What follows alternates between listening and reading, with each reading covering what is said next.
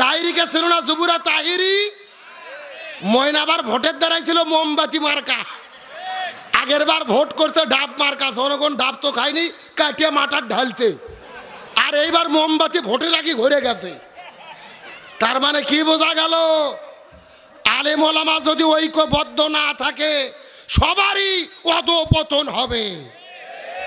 ওই জুনায়েদ আল হাফিজাহুল্লাহ লাঠি ধরে বক্তব্য দিত, আমরা তাকে অন্তর থেকে শ্রদ্ধা করতাম, ভালোবাসতাম।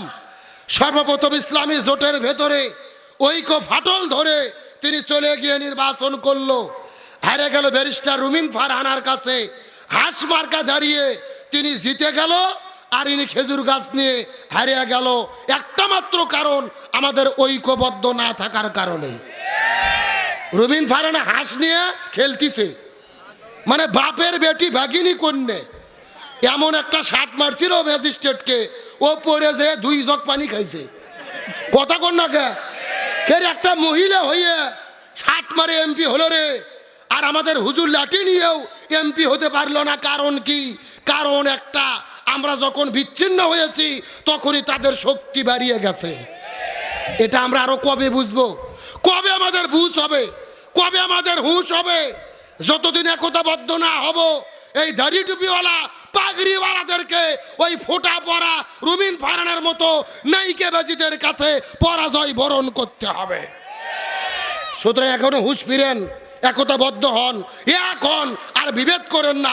একতাই শক্তি, বিভেদে পরাজয় হয়। আল্লাহ তাআলা বোঝার তৌফিক দিক, বলেন আমিন। এখন আপনাদের প্রশ্ন করি, এই যে জিকিরের নামে বাংলাদেশে যারা ভণ্ডামি করে, বলেন তো এদের কি কোনো বিপদ বাংলাদেশে আছে? না, কোনো বিপদ নাই। আচ্ছা, আপনাদের প্রশ্ন করি, বাংলাদেশে নামাজ পড়লে কি বিপদ হয়? হজ করলে বিপদ হয়? যাকাত দিলে বিপদ হয়? জিকির করলে বিপদ হয়? একটা মাত্র ইবাদত বাংলাদেশে করলে বিপদ হয়। আপনারা বলতে পারবেন সেই ইবাদতের নাম কি? গভীর মনোযোগ লক্ষ্য করুন। এই দেশে নামাজ পড়লে বিপদ হয় না, হজ করলে বিপদ হয় না, যাকাত দিলে বিপদ হয় না, জিকির করলে বিপদ হয় না। এই দেশের ভেতরে তারাই বিপদের মধ্যে পড়ে যারা জমিনের ভেতরে কোরআন বিজয়ের আন্দোলন করে। আর এটাকেই রাজনৈতিক ইবাদত বলা হয়। ভালো করে বোঝেন। আমাদের নবীজি রমজান মাসে 16 দিন রোজা রেখেছে। জোরে বলেন কয়দিন? 17 রমজান সকালবেলা নবীজি রোজা ভাঙলেন, খেজুর খাইলেন, পানি খাইয়ে রোজা ভাঙলেন। সাহাবীদেরকে বললেন তোমরাও রোজা ভেঙে ফেলো। সাহাবীরা বলতেছে ইয়া রাসূলুল্লাহ সাল্লাল্লাহু আলাইহি ওয়াসাল্লাম, আপনি গত 3 দিন আগে ওয়াজ করেছেন একটা রোজার এত দাম, ইচ্ছা করে যদি কেউ একটা রোজা ছেড়ে দেয় লাগাতার 60টা রোজা রাখতে হবে। আবার যদি একটা রোজা ছেড়ে দেয় আবার লাগাতার 60টা রোজা রাখতে হবে। আপনি কেন রোজা ছাড়তে বললেন? রাসূল বলতেছে বেশি বোঝার চেষ্টা করো না। ওমা আতাকুমুর রাসূলু ফাকুযুহু ওমা নাহাকুম আনহু ফান্তাহু। আমি নবী যা বলি তা তোমরা করো, যা করতে নিষেধ করি তা থেকে দূরে থাকো। আবু জেহেল মদিনে আক্রমণ করেছে, আর বসে থাকা যাবে না। এখন রোজা ভেঙে শক্তি অর্জন করে আবু জেহেলের মোকাবেলা করতে হবে। আল্লাহু আকবার বলেন। তার মানে বোঝা গেল রোজা রাখা ইবাদত। তবে রোজার চাইতেও দামি ইবাদত হলো এই জমিনের ভেতরে কোরআন বিজয়ের আন্দোলন করা। আমার বন্ধুগণ, মুসলমান ভাইরা গভীর মনোযোগ লক্ষ্য করুন। কোনো দিকে নজর নাই, কোনো দিকে তাকাতাকি নাই। ছোট্ট করে একটা দৃষ্টান্ত দেওয়ার পরে বিদায় নিয়ে চলে যাওয়ার চেষ্টা করব। নবীজির সাহাবী হযরত হানজালা রাদিয়াল্লাহু তাআলা নতুন বিবাহ করার পরে ওই বউটাকে নিয়ে যখন তিনি বাসর ঘরের মধ্যে চলে গেছেন, ওই বাসর ঘরের মধ্যে যাবার পরে স্ত্রীর সঙ্গে প্রেম ভালোবাসা মহব্বত শুরু করে দিল। ফুলসজ্জা রাত যখন তারা পার করতেছিল, এমন সময় লক্ষ্য করে দেখা গেল ওই মদিনার ভেতর থেকে কে যেন রাস্তার মধ্য থেকে ডেকে বলে, কুতিলা মোহাম্মদ, কুতিলা মোহাম্মদ, মুসলমানদের নবী এই জমিনের মধ্য থেকে বিদায় নিয়ে চলে গেছে। এই কথা শোনার পরে হযরত হানজালা ওই বাসর ঘর থেকে বের হওয়ার পরে এক দৌড়ে তিনি চলে গেলেন কূপের ভেতরে। তার কারণ তার উপরে গোসলটা ফরজ হয়েছিল, স্ত্রীর সঙ্গে মিলামেশা করেছে, গোসলটা ফরজ হয়ে গেছে। কিন্তু কূপের কাছে যাওয়ার পরে ওই কূপের মধ্য থেকে পানি উত্তোলন করার পরে ওই পানিটা যখন শরীরের মধ্যে ঢেলে দেবে, এমন সময় তিনি লক্ষ্য করে দেখে ওই মদিনার গলির মধ্য থেকে কে যেন ডেকে বলে, কুতিলা মোহাম্মদ, কুতিলা মোহাম্মদ, মুসলমানদের নবী জমিনের মধ্য থেকে বিদায় নিয়ে চলে গেছে। এই কথা শোনার পরে হযরত হানজালা ওই পানিটা কূপের মধ্যে ফেলে দেওয়ার পরে এক দৌড়ে চলে গেলেন বাসর ঘরের ভেতরে। ওই বাসর ঘরের মধ্যে যাওয়ার পরে একটা হাতের মধ্যে তরোয়াল নেওয়ার পরে ওই তরোয়াল নিয়ে যখন বাড়ি থেকে বের হয়ে দৌড়ানো শুরু করবে, পেছন দিক থেকে তার বিবি জামা ধরে ডাকদা বলে, প্রাণের স্বামী আপনি যুদ্ধ করতে যাবেন, আমার কোনো আপত্তি নাই, কিন্তু আপনার তো ফরজ গোসল বাকি আছে, আপনি গোসল বাকি রেখে কেমন করে জিহাদের ময়দানে চলে যাবেন? আপনি আগে ফরজ গোসল আদায় করেন, তারপরে যুদ্ধের ময়দানে চলে যান। এই কথা বলার পরে হানজালা ডাক দে বলে, এ প্রাণের বিবি, আমি যদি এখন গোসল করা শুরু করে আর মুসলমানদের নবী উদের প্রান্তরে যদি শাহাদাত বরণ করে চলে যায়, হাসরের ময়দানে যদি আল্লাহ জিজ্ঞেস করে বলে, এ হানজালা মুসলমানদের নবী উদের প্রান্তরে শাহাদাত বরণ করে বিদায় নিয়ে চলে গেল, আর তুমি বাসর ঘরের ভেতরে কেমন করে সময় পার করলে, আমি তখন আল্লাহর কাছে কেমন করে জবাব দেব? মুসলমানদের নবী জমি থেকে বিদায় নিয়ে চলে যায়, আর হাসরের ময়দানে আল্লাহ যদি আমার কাছে জিজ্ঞেস করে বলে, হানজালা মুসলমানদের নবী ওদের প্রান্তরে বিদায় নিয়ে চলে গেল, তুমি হাসরের ময়দানে তুমি কেমন করে বাসর ঘরের মধ্যে সময় পার করলা, আমি আল্লাহর কাছে কেমন করে জবাব দেব? এই কথা বলার পরে হানজালা দৌড়ানো শুরু করলেন। দৌড়াইতে দৌড়াইতে ওদের যুদ্ধের ময়দানে তিনি চলে গেছে। যাবার পরে লক্ষ্য করে দেখে মুসলমান আর কাফেরদের মধ্যে যুদ্ধ শুরু হয়ে গেছে। হযরত হানজালা ওই জায়গার মধ্যে যুদ্ধ শুরু করলেন, কিন্তু জিহাদের ময়দানে যুদ্ধ শুরু করার পরে ফজর নামাজের যখন আজান হয়ে গেল, ফজর নামাজ তিনি পড়তে পারলেন না, যেহেতু তার ফরজ গোসল বাকি ছিল। একদিকে ফরজ গোসল বাকি, আর একদিকে ফজর কাজা, জোহর কাজা, আসর কাজা, 3 ওয়াক্ত নামাজ তিনি কাজা করে ফেললেন। একদিকে ফরজ গোসল বাকি, আর একদিকে 3 ওয়াক্ত ফরজ নামাজ কাজা। মাগরিবের কিছু সময় আগে লক্ষ্য করে দেখা গেল পেছন দিক থেকে একটা কাফের আসার পরে হাতের মধ্যে তরোয়াল নেওয়ার পরে হানজালার কাঁধের ভেতরে এত জোরে আঘাত করেছে রে, ওই হানজালার দেহ থেকে কাল্লাটা আলাদা হয়ে তিনি মাটির মধ্যে পড়ে গেলে। এ জয়পুরের মুসলমান গভীর মনোযোগ, হাসরের ময়দানে শুধু হানজালা নয়, নবীজির ৭০ জন সাহাবী শাহাদাত বরণ করেছে। আজকেও যারা মক্কা মদিনায় হজ আর উমরা করার জন্য যাবেন, ওই মদিনায় গেলেই কিন্তু লক্ষ্য করে দেখবে ওই মদিনার ভেতরে উট পাহাড়ের পাদদেশে একই জায়গার ভেতরে ৭০ জন সাহাবীকে কবরস্থ করে রাখা হয়েছে। আপনাদের ঈদগাহ মাঠের চতুর্দিক থেকে যেই রকম ঘেরাও করে রাখা হয়েছে, একই রকমভাবে ওই উহুদ পাহাড়ের পাদদেশে মদিনার মানুষদেরকে জিজ্ঞেস করে বললাম, ভাই এই মদিনার ভেতরে হাজার হাজার পাহাড় দেখা যায়, কোন পাহাড় এতটা লাল না, উট পাহাড়কে কেন এত পরিমাণ লাল দেখা যায়? মদিনার মানুষেরা বলে, হুজুর মিথ্যা কথা বলবো না, পূর্বপুরুষদের কাছে শুনেছি, কিতাবের মধ্যে পড়েছি, আমাদের নবী উহুদের যুদ্ধের দিনে যুদ্ধ করার জন্য যখন উহুদের প্রান্তরে গেল, পিছন দিক থেকে কাফের আসার পরে নবীজির মাথার হেলমেটের মধ্যে যখন আঘাত করেছে, নবীজির মাথার হেলমেটটা ভেঙে দুই ভাগ হয়ে গেছে। এক খণ্ড মাথার নবীজির মাথার হেলমেটে যখন নবীজির দাঁতের মধ্যে ঢুকেছে, নবীজির একটা দন্নার মুবারক যখন শহীদ হয়ে গেল, ওই মুখের মধ্য থেকে ঝরঝর ঝরঝর ঝরঝর করে যখন রক্ত পড়া শুরু করলেন, একটা ফোঁটা রক্ত যখন মদিনার জমিনের মধ্যে পড়েছে, ওই মদিনা থরথর থরথর থরথর করে কাঁপা শুরু করেছে। আর একটা ফোঁটা রক্ত উহুদ পাহাড়ের নিচে যখন পড়েছে, ওই উহুদ পাহাড়টা কাঁপতে কাঁপতে কাঁপতে কাঁপতে সাদা আর কালো থেকে লালসে বর্ণ ধারণ করেছে। লিল্লাহি তাকবীর। আমি নবী না চিনিলাম, কি ভুল করিলাম। আমি নবী না চিনিলাম, কি ভুল করিলাম। ভসমে ঢালিলাম ঘি, মানুষ হইয়া জন্ম লইয়া মানুষের করিলাম কি। আমি মানুষ হইয়া জন্ম লইয়া মানুষের করিলাম কি। আমার নবীজি ওদের বান্তরে হাউমাউ করে কান্না শুরু করলেন। নবীজি কিছুক্ষণ পরে লক্ষ্য করে দেখে ওই মদিনার মধ্য থেকে একটা সুন্দরী মেয়ে বের হওয়ার পরে হাউমাউ করে কান্না করে করে মদিনার উহুদ পাহাড়ের দিকে দৌড়ে চলে আসতেছে। নবী লক্ষ্য করে দেখে মেয়েটির হাতের মধ্যে মেহেদি, পায়ের মধ্যে মেহেদি। নবীজির বুঝতে বাকি রইল না, এই মেয়েটি বাসর ঘরের মধ্য থেকে উহুদের প্রান্তরে দৌড়ে দৌড়ে চলে আসতেছে। নবীজি আস্তে করে যাওয়ার পরে মেয়েটিকে ডাক দে, বলে মা তোমার কি হলো বলো তো, তুমি বাসর ঘরের মধ্য থেকে উহুদের প্রান্তরে কেন এসেছো?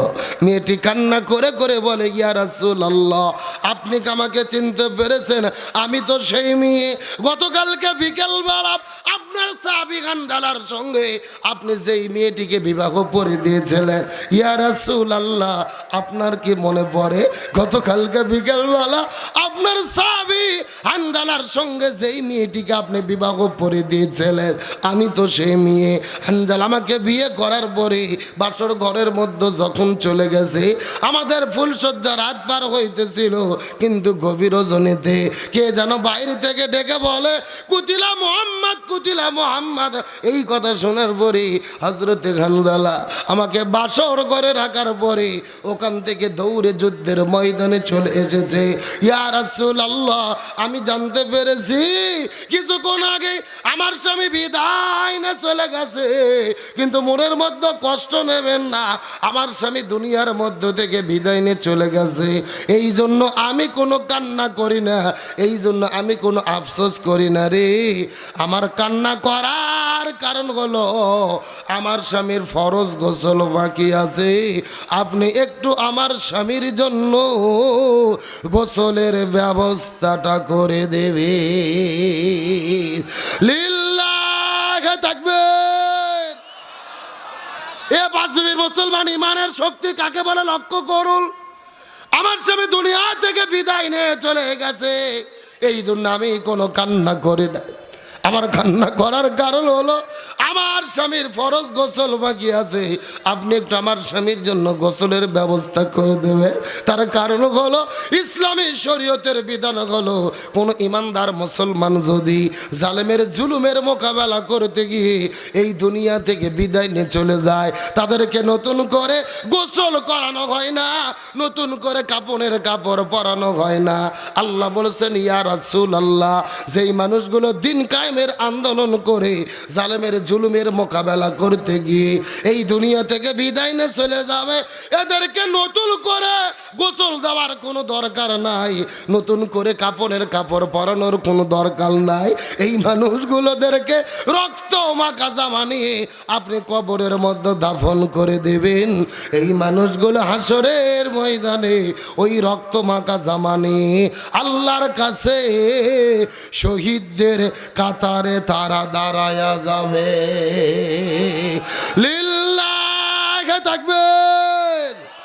ওয়ালা তাকুলু লিমান ইয়ুকতালু ফি বিলিল্লাহি আমওয়াত বাল আহইয়াউ ওয়ালাকিন লা তাশউরুন।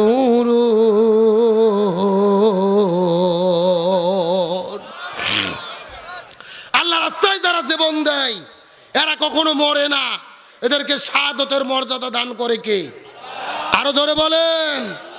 আমরা বিশ্বাস করি আবু সাইদ মরে নাই, মুগ্ধ মরে নাই, হানজালা মরে নাই, আল্লামা সাইদি মরে নাই। দিনের পক্ষ থেকে যারা জীবন দিয়েছে এদেরকে জান্নাতের ভেতরে আল্লাহ সবুজ পাখি করে রাখবে। কথা বলেন ঠিক কিনা? সুতরাং আলেমেরা জালেমের কাছে কখনো মাথা নত করে? এ জোরে বলেন করে?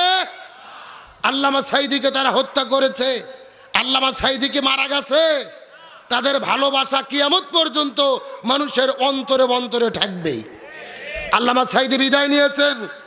গতকালকের নির্বাচনে ফলাফল ঘোষণা হলো, আল্লামা সাইদির দুই ছেলেই এমপিতে নির্বাচন করেছে, তার ছোট ছেলে এমপি নির্বাচিত হয়েছে, আলহামদুলিল্লাহ বলেন। আর বড় ছেলে হেরে গেছে মাত্র ৭০ ভোটে। কয় ভোটে? অনেকেই বলতেছে সে হারেনি, তাকে কোনো না কোনোভাবে হারানো হয়েছে। কারণ হইচই উঠে যাবে, রব উঠবে। সাইদির দুই ছেলে দাঁড়িয়ে দুইটাই এমপি হলো, তার মানে বোঝা যায় আল্লামা সাইদিকে যারা ভালোবেসেছে তারাই আবার তার ছেলেদেরকে নির্বাচিত করেছে। আগে তো মানুষের ধারণা ছিল মোল্লার দৌড় হলো মসজিদ পর্যন্ত, কিন্তু আল্লামা সাইদি প্রমাণ করেছেন মোল্লার দৌড় মসজিদ পর্যন্ত নয়, মোল্লার দৌড় হলো সংসদ ভবন পর্যন্ত। কারণ আমাদের নবী ছিলেন মসজিদুন নববীর ইমাম, আবার মদিনা নামক রাষ্ট্রের রাষ্ট্রপতি। তার মানে বোঝা গেল রসুলের সিরাতের শিক্ষা হলো যিনি মসজিদের ইমাম হবে তাদেরকেই সমাজের ইমাম হতে হবে। এই বাংলাদেশে বর্তমানে জনপ্রিয় মুফাসসির আমাদের প্রিয় ভাই মুফতি আমির হামজা, তিনিও এমপি পদে নির্বাচন করে বিপুল ভোটে বিপুল ব্যবধানে তিনি এমপি নির্বাচিত হয়েছে, আলহামদুলিল্লাহ বলেন। আমরা আমির হামজা ভাইকে অভিনন্দন জানাই, তাকে শুভেচ্ছা জানাই। মুফতি আমির হামজা এবং বাংলাদেশ মাজলিসুল মুফাসসিরিনের কেন্দ্রীয় মহাসচিব রংপুরের কৃতি সন্তান অধ্যাপক নুরুল আমিন, তারা এমপি নির্বাচিত হয়েছে। আমরা বিশ্বাস করি আল্লামা সাইদির উত্তরসূরি হিসেবে তারা সংসদে গিয়ে কোরআনের কথা বলবে ইনশাআল্লাহ। এখন বলেন তালেবেরা সংসদে গেলে লাভ না ক্ষতি? আরো জোরে বলেন। মমতাজ যদি সংসদে যায় কোরআনের কথা বলবে না, গান বলবে, ফাইটা যাই বলবে। আর কোন আলেম যদি সংসদে যায় তারা গান বলবে না, তারা কোরআনের পক্ষে কথা বলবে, তারা মুসলমানদের পক্ষে কথা বলবে। আমির হামজা শপথ গ্রহণের আগে আজকে প্রশাসনকে ডেকে ঘোষণা করেছে আমার কুষ্টিয়াতে আমি সাদাবাজের বিরুদ্ধে জিরো টলারেন্স, আলহামদুলিল্লাহ বলেন। আমি সন্ত্রাসীদের বিরুদ্ধে জিরো টলারেন্স, আমি সাদাবাজি, ঘুষখোর, সুদখোর, সন্ত্রাসী সব কিছু রোধ করে দেব। একটা এমপি এলাকা থেকে যত অন্যায় বন্ধ করবে আমরা চাইলে সেমন বন্ধ করতে পারবো না। এই জন্য সমাজের পাওয়ার লাগে, ক্ষমতা লাগে। আমির হামজা বাঘের বাচ্চার মতো পরিচয় দিয়েছেন, অন্যায়ের বিরুদ্ধে, জুলুমের বিরুদ্ধে জিরো টলারেন্স ঘোষণা করেছেন। আমাদের সিদ্ধান্ত নিতে হবে, এক আমির হামজা, এক নুরুল আমিন নয়, এইরকম শত শত আলেমদেরকে আমাদের সংসদে পাঠাতে হবে। তাহলে সেখানে কোরআনের কথা হবে, ইসলামের কথা হবে, ইসলামের জোয়ার তৈরি হবে। এই বাংলার জমিনে আজ হোক কাল হোক কোরআনের শাসন কায়েম হবে ইনশাআল্লাহ।